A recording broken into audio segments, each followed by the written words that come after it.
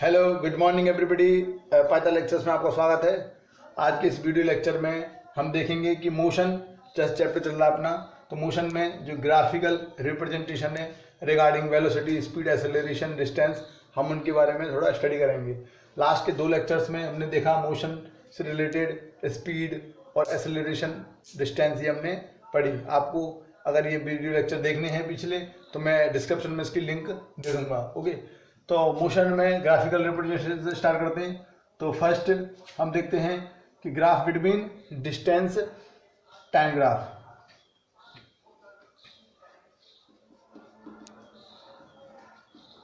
Distance time graph, suppose एक object है जो कि मोशन कर रहा है। अगर उसका डिस्टेंस टाइम ग्राफ इस तरह का एक दिया हुआ है स्ट्रेट लाइन, जिसमें डिस्टेंस और डिस्टेंस एस से हम अज्यूम कर रहे हैं, डिस्टेंस एस टाइम टी, इसके बीच में जो ग्राफ है वो एक स्ट्रेट लाइन है। Okay, then in this case what is the speed of the object, हमें speed of the object measure करनी है। तो सिंपली देखिए, कोई भी जब जैसे मोशन में पढ़ेंगे अपन ने ना, तो डिस्टेंस और टाइम जो ग्राफ का जो स्लोप होता है, स्लोप ढाल जिसको बोलते हैं स्लोप, वो स्लोप देता है हमें स्पीड। क्या देता है? स्पीड। यानी कि कोई भी ऑब्जेक्ट की स्पीड निकालनी है और हमें डिस्टेंस टाइम ग्राफ दे रखा है, तो उसका आप स्लोप निकाल लो। अब मेन फंडा ये, स्लोप क्या होता है? स्लोप हॉरिजेंटल लाइन जो होती है उससे कितने डिग्री एंगल, यानी थीटा एंगल पर ये लाइन बन रही है, तो उसका आप ले लो tan theta. Trigonometric function tan theta आप ले लो। थीटा क्या है? यहाँ पर हॉरिजेंटल से बना हुआ एंगल है उस लाइन का। तब जो टेन थीटा होता है, इसी को बोलते हैं स्लोप। इसी को क्या बोलते हैं? Slope of the line. Okay, तो जो स्पीड है डिस्टेंस टाइम ग्राफ की, जो स्पीड है वही स्लोप होता है, यानी कि speed equal to slope of graph. Slope of graph यानी कि मैं कहूंगा इसको टेन थीटा हो गया, यानी कि स्पीड हमारी हो गई टेन थीटा। अब टेन थीटा निकालेंगे कैसे? टेन थीटा देखिए, हमें ट्रिग्नोमेट्रिक फंक्शन पढ़ रखे हैं आपने। टेन थीटा के लिए हमें क्या चाहिए होता है? लंब और आधार, यानी कि हाइपोटेनियस और बेस आपको ग्राफ में मिल जाए, तो हाइपोटेनियस का बेस से डिवाइड कर दो, तो हमें क्या मिल जाता है? Tan theta. यही सेम चीज हम यहाँ पर करेंगे। सपोज आपको t1 टाइम, एक टाइम t1 है, उस पर डिस्टेंस दे रखी है s1। ओके, एक अनदर टाइम है t2, उस पर आपकी डिस्टेंस गिवन है s2 गिवन है। तो ये जो एक स्मॉल ट्राइंगल बना है, ठीक है, ये क्या रहा? Theta angle. ये थीटा है तो ये भी थीटा होगा। अब ये थीटा निकालना है अपन को, तो इसकी हमें क्या चाहिएगी? हाइट चाहिएगी। हाइट क्या होगी इसकी?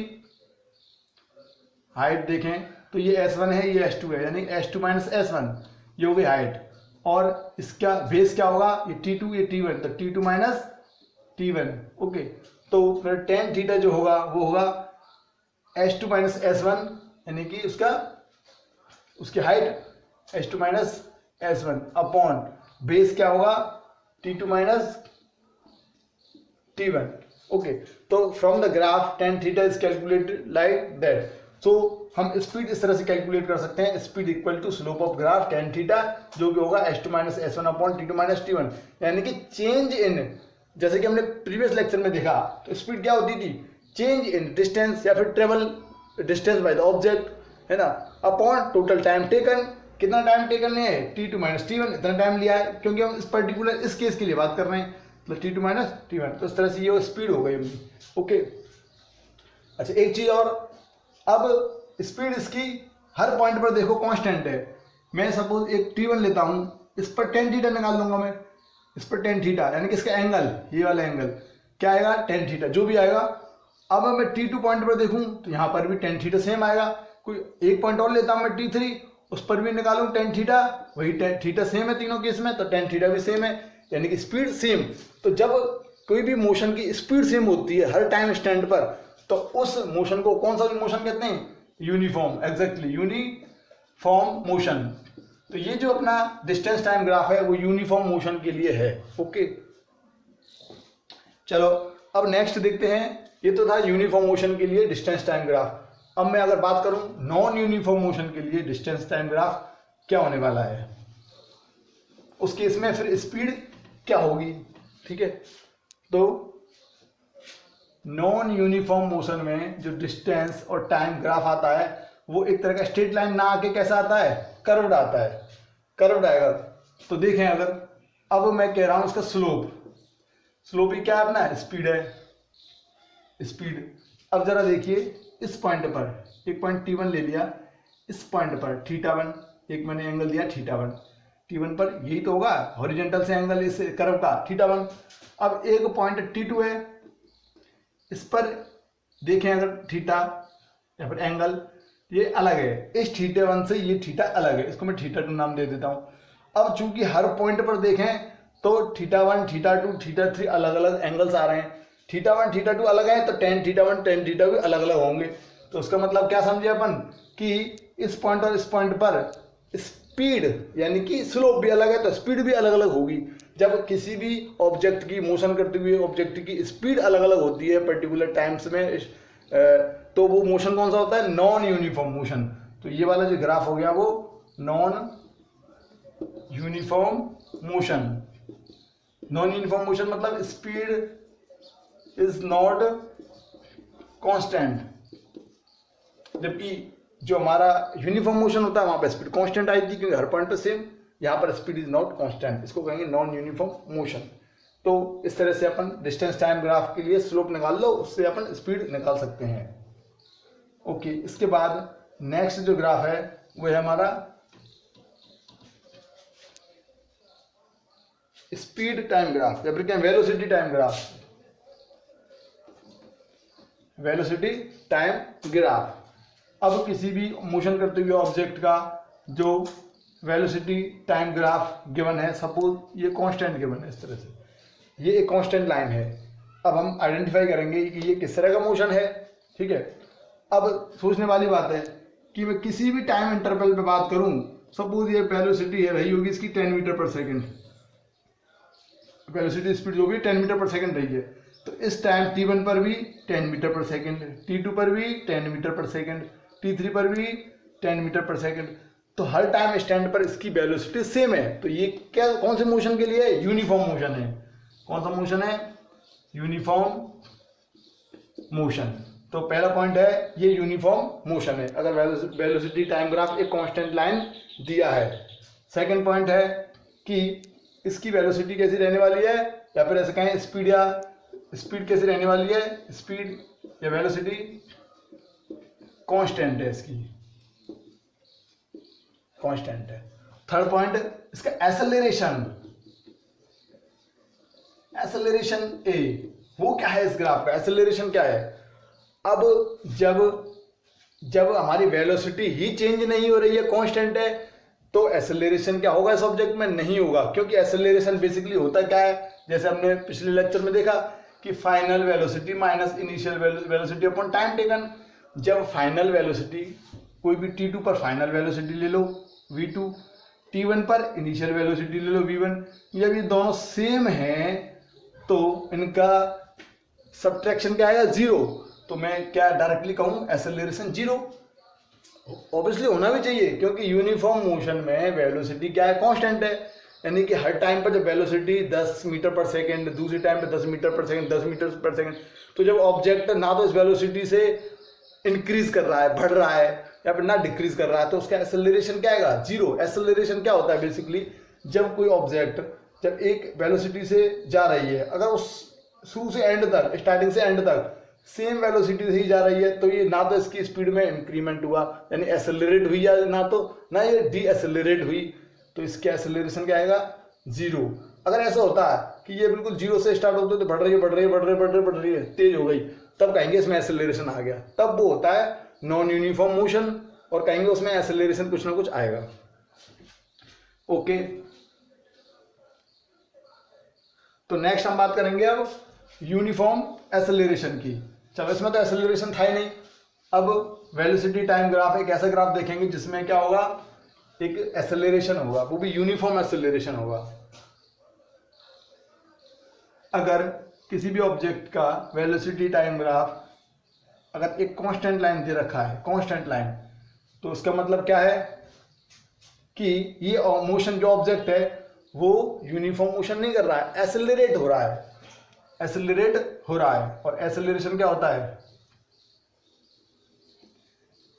अब जो इसका स्लोप होगा, स्लोप वेलोसिटी टाइम ग्राफ का जो स्लोप होता है वही होता है एसेलरेशन। वही क्या होता है? Acceleration.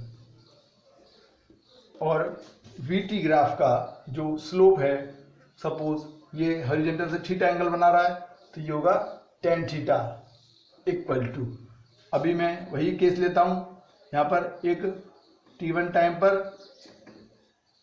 u velocity, initial velocity लिए मैंने t1 से, है ना, और t2 कोई अनदर टाइम है, फाइनल टाइम है, उस पर मैंने एक वेलोसिटी ली है v।